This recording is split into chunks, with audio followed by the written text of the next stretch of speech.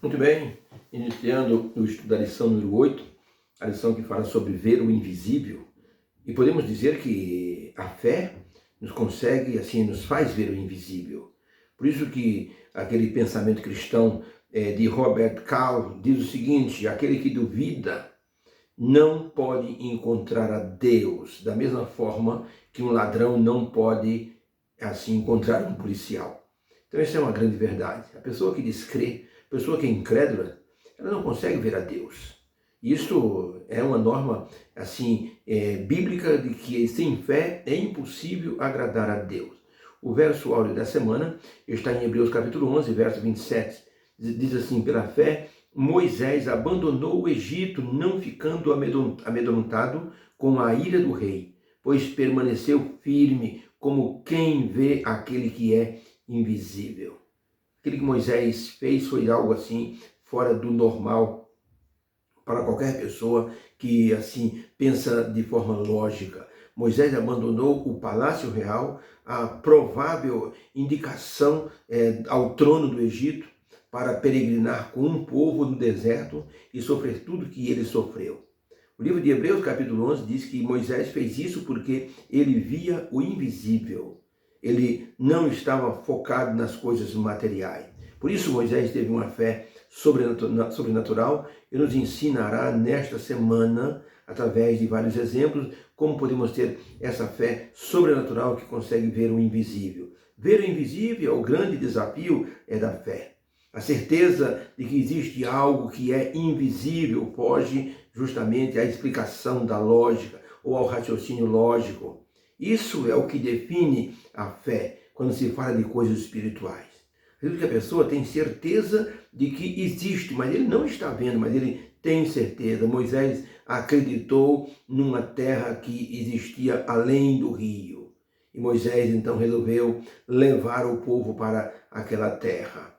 E ele então resolveu fazer isso porque tinha uma fé sobrenatural em Deus. Em uma certa aula de filosofia, um professor de filosofia disse que fé e filosofia são a mesma coisa.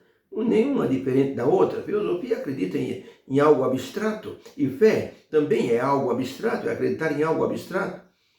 Um moço levantou a mão, um moço cristão, disse: professor, eu discordo de sua explanação. Filosofia é diferente de fé.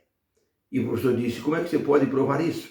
Ele disse: professor, filosofia é você entrar numa sala totalmente escura, procurar um gato preto, sabendo que não há um gato preto algum lá, e não encontrar nenhum gato preto. Isso é filosofia. Você acredita que vai entrar numa sala escura procurando um gato preto, mas não tem nenhum gato preto. Daí você sai sem o gato preto. Fé é diferente disso. Fé é você entrar numa sala totalmente escura, procurar um gato preto, sabendo que não existe nem um gato preto, e você achar o gato. Isto é fé. Esse argumento é formidável. A fé, na verdade, ela sempre enxergou aquilo que é invisível. Basta olharmos os relatos bíblicos para que possamos confirmar esta lógica da fé. É até estranho dizer a lógica da fé. A fé, ela consegue acreditar naquilo que não está enxergando, como se estivesse vendo algo invisível. Por isso, a fé é superior à lógica humana, pois a lógica não encontra Deus, a lógica quer explicar Deus, quer enquadrá-lo dentro do conceito humano. A fé, na verdade, enxerga Deus, enxerga suas bênçãos nos dias em que tudo vai bem e enxerga suas bênçãos nos dias em que tudo vai mal. Isto é fé. É a pessoa, ela ver o arco-íris mesmo que o dilúvio não exista ainda. Isto é fé. Ellen White escreveu em uma das meditações matinais do ano de 1974, foi transcrito de um de seus livros, de suas cartas, na meditação matinal de 1974, na página 205, ela escreveu o seguinte: a verdadeira fé, ela aprende e suplica a bênção prometida, antes que essa se realize e a experimentemos. Então a verdadeira fé, ela apreende, ela segura e suplica a bênção prometida antes que ela seja uma realidade.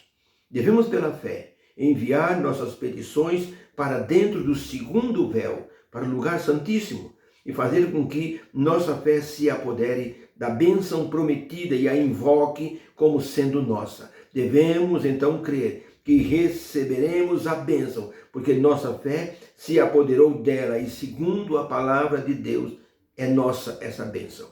Você ainda não recebeu a bênção, mas você se apossou dessa bênção porque você crê que ela te pertence pela fé. Então isso é fé.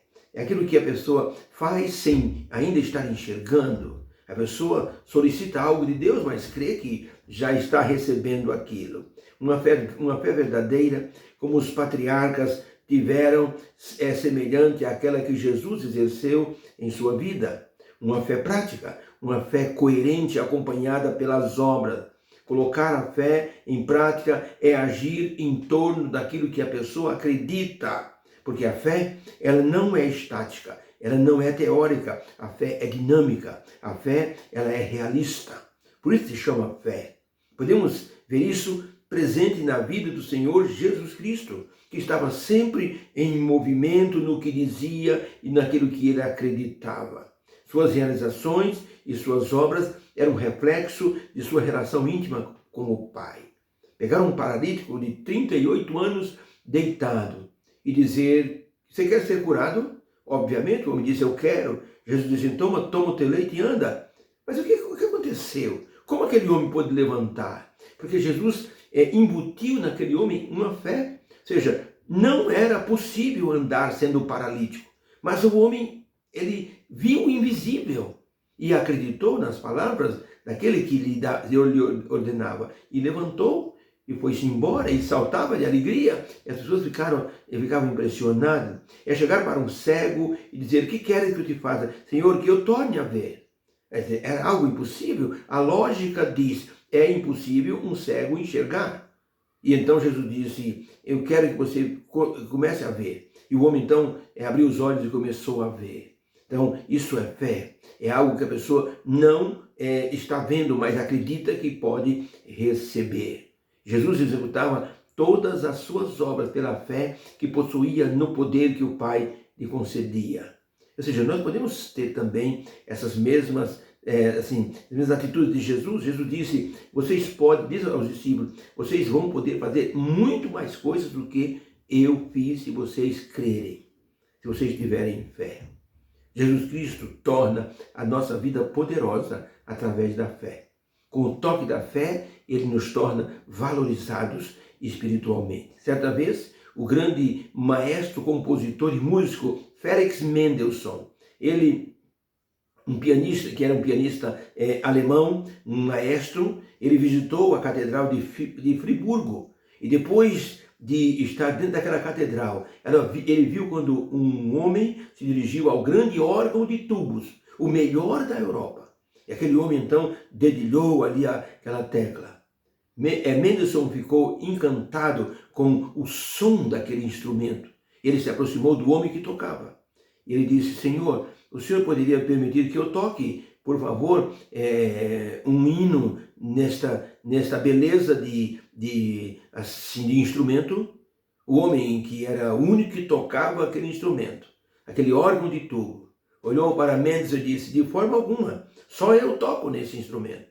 E Mendelssohn insistiu: por favor, eu lhe peço por gentileza que o senhor me permita tocar nesse instrumento.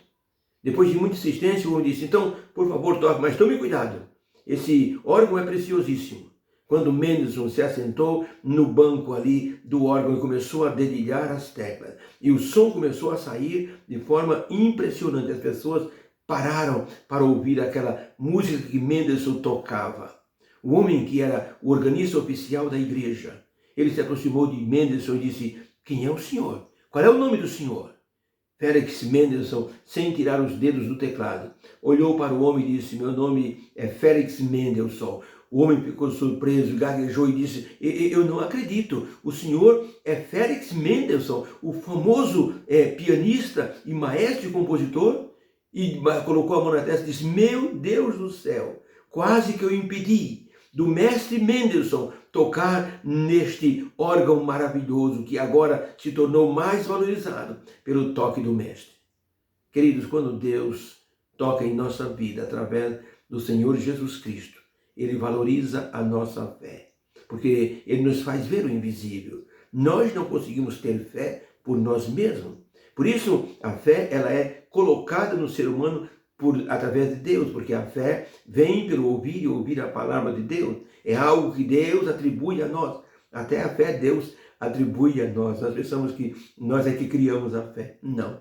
A fé é Deus que coloca em nós através do Espírito Santo. Permitamos então que Ele nos envolva com fé e amor. E seremos então melhores do que somos por causa da presença de Jesus em nós, através do Espírito Santo e através da fé. Vamos mergulhar no estudo dessa semana com um espírito de aprendizado assim melhor do que fizemos na semana passada. Para vencermos os crisóis da vida, vamos precisar de uma esperança indestrutível e de uma fé inabalável. Que Deus nos abençoe, que haja uma bênção em cada coração nessa semana. Eu peço em nome de Jesus, amém. Deus te abençoe. Amém.